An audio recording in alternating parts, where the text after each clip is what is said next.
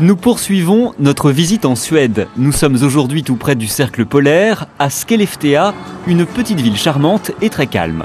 Calme, pas tant que ça. Et oui, dans la famille Edström, c'est un peu l'effervescence.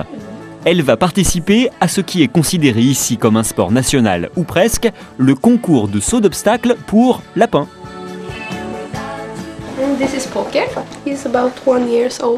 C'est Poké, il a 1 an. Je l'aime beaucoup. Il n'est vraiment pas comme les autres. Il est très calme, mais il est aussi capable de dire non.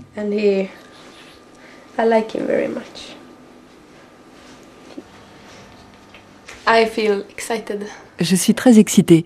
C'est un nouveau jour, une nouvelle chance de gagner. Et puis nous allons rencontrer nos amis, parce que là-bas, on est tous amis.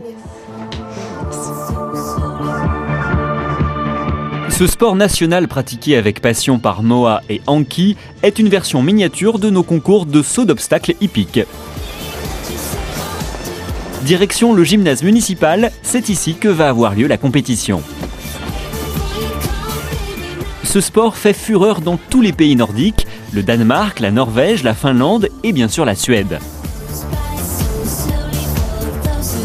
Moa est notre guide, elle nous en dit un peu plus sur les règles et l'enjeu du jour. C'est une compétition de saut de lapin. Il y a des compétiteurs venus de tous les coins de la Suède avec leurs animaux. Il y a différentes divisions, celle-là est la plus importante. C'est celle à laquelle je vais participer tout à l'heure.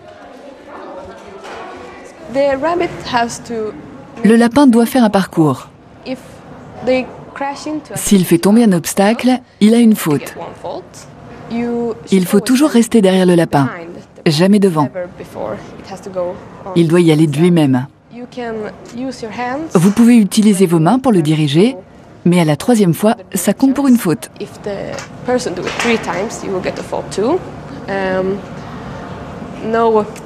Pas de tst non plus, vous devez rester silencieux. C'est très strict. Et surtout, pas de violence. C'est inacceptable. Toujours se comporter comme elle le fait maintenant. Dire au lapin « Oh, que tu as été bon !» Comme ça, le lapin sait qu'il a été bon.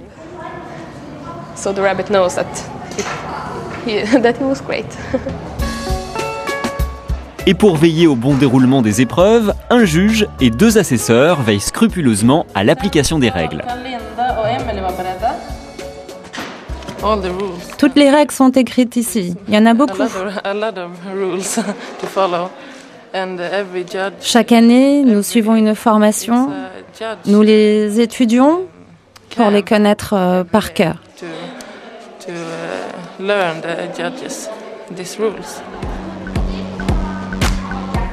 C'est à Moa et à Poké de concourir. Comme tous les champions, ils ont d'abord droit à quelques minutes d'échauffement.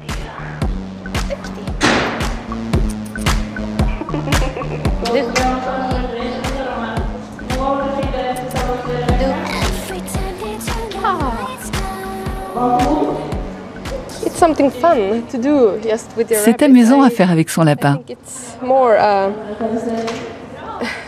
Je ne sais pas comment dire. Ce n'est pas vraiment un jeu, ni juste une compétition. Si, quand même, mais je dois y aller.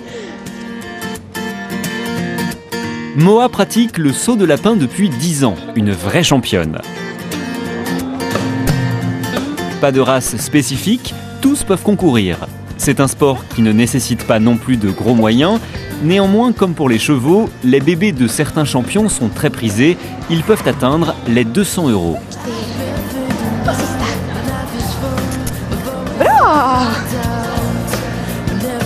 Et si les lapins n'en font parfois qu'à leur tête, ce n'est pas grave, ils peuvent compter sur l'amour inconditionnel de leur maître.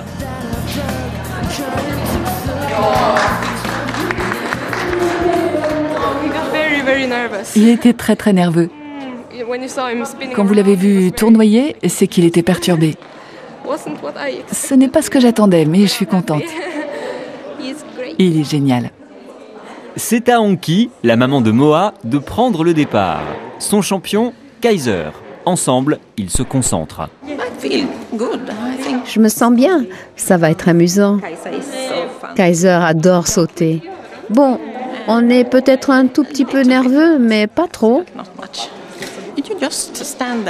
Je reste juste comme ça à mémoriser le parcours.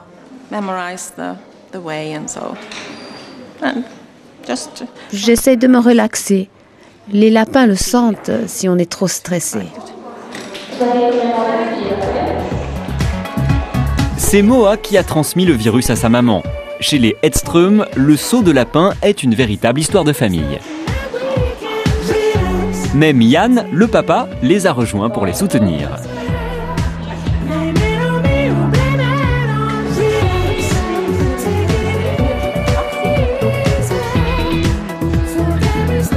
Les obstacles ne manquent pas, vertical, Auxerre, spa, double, triple, Anki et Kaiser négocient parfaitement le parcours.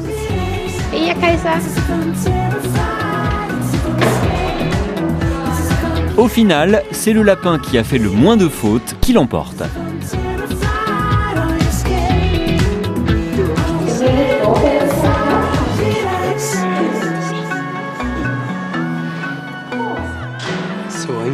Anki, comment ça s'est passé? Ça s'est pas mal passé.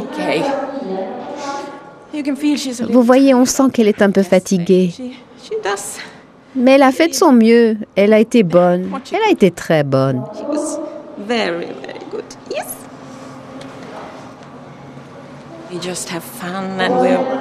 On s'amuse bien. On est avec nos animaux, avec nos amis qui eux aussi aiment les animaux. Et puis c'est vraiment amusant. Je ne pourrais pas vous l'expliquer. Comment parvient-on à faire sauter un lapin ? Eh bien pour nos amis, c'est quelque chose de tout à fait naturel. Ils peuvent très facilement atteindre les 1 mètre de hauteur, soit 4 fois leur taille. En comparaison, un cheval peut sauter environ 2,40 mètres, soit seulement 1,5 fois sa hauteur. Si nos amis les équidés étaient d'aussi bons sauteurs que les lapins, ils franchiraient des obstacles de 8 mètres.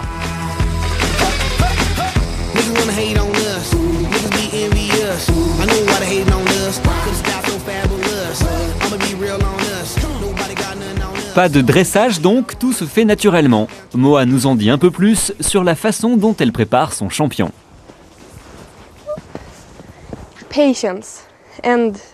Il faut être très patient et toujours gentil avec son lapin.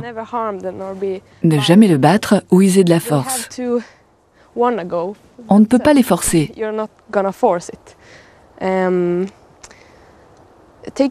Il faut aussi le sortir tous les jours pour qu'il ne soit pas trop gros ou feignant.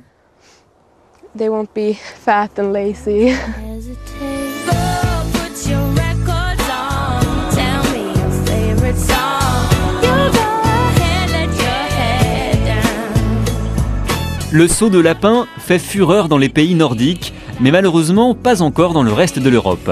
Moa, notre jeune Suédoise, a donc un rêve. Depuis que j'ai débuté ce sport, je trouve vraiment dommage qu'on ne le pratique que en Suède, au Danemark, en Finlande et en Norvège. Je veux le partager avec le monde entier.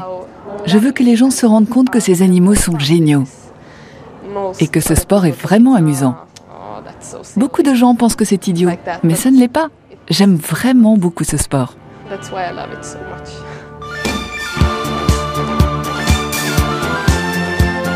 Il ne vous reste donc plus qu'à vous y mettre. Sur notre site internet, france3.fr, vous saurez tout sur ce sport.